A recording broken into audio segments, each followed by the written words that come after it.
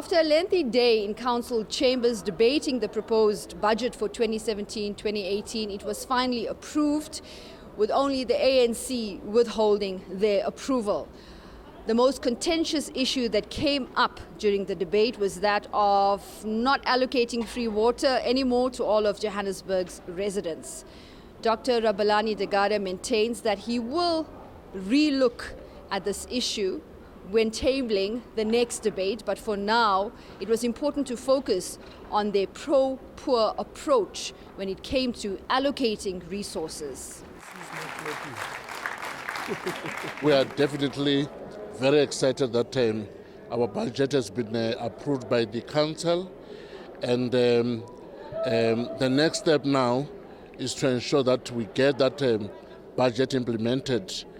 And the only way of implementing it is to ensure that we roll out infrastructure and services to our communities, especially the ones that we described as poor communities, because we said we are going to focus a lot of our attention to the forgotten people of our city. There were several concerns raised around the budget. Here's what Dr. Degada had to say about it. We think some of the objections that were made are fair and genuine, but as one of our MMCs said on behalf of the DA, the budget that was approved today, that we presented, is not a perfect budget, because anyway, there's no perfect budget elsewhere in the world.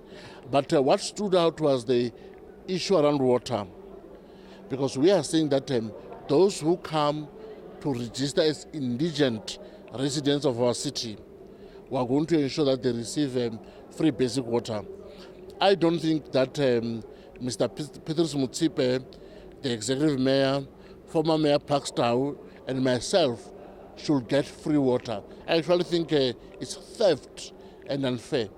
But having said that, we should look at the missing middle, because they are not necessarily rich or moneyed, but at the same time, they are not within the description of indigent. So that's a homework for us. We have to think about it, at least for the next 12 months. Next year, when we come back to the council, maybe we will have come up with some innovative solution.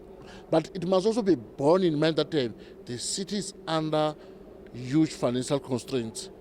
84% of the budget, we have to raise it internally.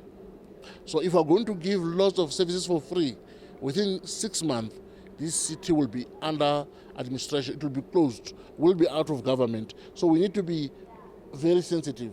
But also, I've got a message to our residents. I'm saying, because we have taken away free water from everybody except the indigents, it means you are going to spend 45 more rents per month, 45 more rents. And I'm saying, please do try to prioritize out of that 45 rents so that we ensure that the city remains sustainable. The money that we are taking away from residents as part of the free water will come up to just more than 300 million. We're going to plow back the very money to the very communities that are mostly poor.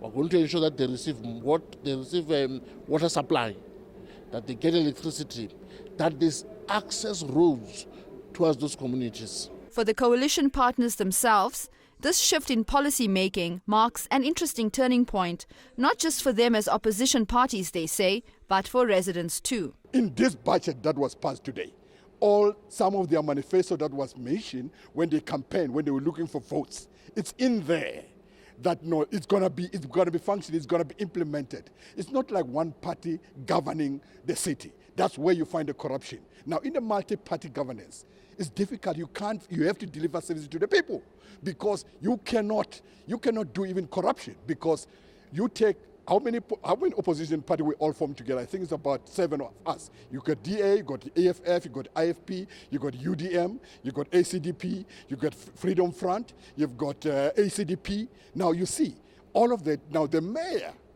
I mean, he did a very, very wonderful job with his mayoral committee with his cabinet, because he included all the opposition party in terms of setting out the budget, where the budget must go. The 55.9 billion is the biggest budget in all metros in South Africa.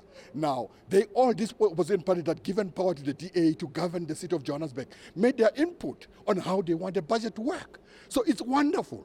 That's why you can find out even now from our leaders, Mmusi Maimane, when he campaigned, he says that 2019 will be the party, when we govern 2019, there's no one party that can govern South Africa. We need a multi-party governance, coalition, to root out corruption, because when you govern in a multi-party governance, you cannot even use a cent for your own benefit. Alexandra, known as Alex, is an informal township in Gauteng. It forms part of the city of Johannesburg and is located near the upper-class suburb of Sandton. It is one of the poorest urban areas in the country, representative of only some of what this administration calls the forgotten people. I'm very much passionate about Alex because Alex is one of the greatest townships in the history in South Africa, not in Joburg, in South Africa. In fact, it's the mother township of all the other townships. All the leaders from the previous government, from the ruling party, the ANC, all the leaders came from Alex. In the early 30s, 40s, they stayed there. They were located there, and they made their way from Alex. So that's why I'm passionate by Alex. But the issue was, for the past 22, that Alex has been forgotten. Meanwhile, you can say Alex is the mother body, is the mother of all our leaders, because they all resided in Alex. In fact, Alex should have been better looking, better than Soweto, better than any other township in the city of Johannesburg or in South Africa in large. But it's not the case. There might be some reason why it's forgotten, which I fail to understand myself, because even people of Alexandra are very much worried on how is this happening to Alexandra, because they seem to be forgotten. They seem to be left behind. I mean, if you can look at Alex today, it looks like a scrapyard. If you are flying above and you look, it looks like a scrapyard, but it's where our leaders have been originated. Now, Alexandra should have been looking better than today, but it's not. But I'm happy because since we took over as a new administration after the 23 years ago, I mean, there's a good promise, as you might have had it. And it happened for the first time in the history of the city of Johannesburg that the multi-party governance of all other parties that were in opposition came together and say, no, enough is enough. We have to come together and make sure that we deliver services to the people of the city of Johannesburg. Here are some of the key highlights of the budget. 40 million rand has been allocated to enhance sanitation in informal settlements. 162.7 million rand has been allocated for the provision of additional electricity and water connections in informal settlements. 574 million rand has been allocated for capital expenditure. 115 million rand has been set aside in operational expenditure for the upgrading of 10 informal settlements throughout the city in 2017-2018. We are looking at 51 informal settlement during the next 3 years. We are going to ensure that they have electricity, they have water, but they have access roads. Gas for this next year, this next budget that has been approved, we are going to spend more than 1 billion rand to ensure that they've got access routes so that when ambulances go there, firefighters go there, but also for movement of the very people who live there, they're able to move freely because there's infrastructure. But secondly, during the next financial year, starting from 1st of July, we're going to ensure that 10 of those informal settlements are going to be formalized. The previous administration had planned only to formalize 2 of them, but we are going to target 10, and we've put money where we think is necessary. For the full budget for 2017-2018, please visit the City of Joburg's official website. Nashina Mohammed for Joburg Today.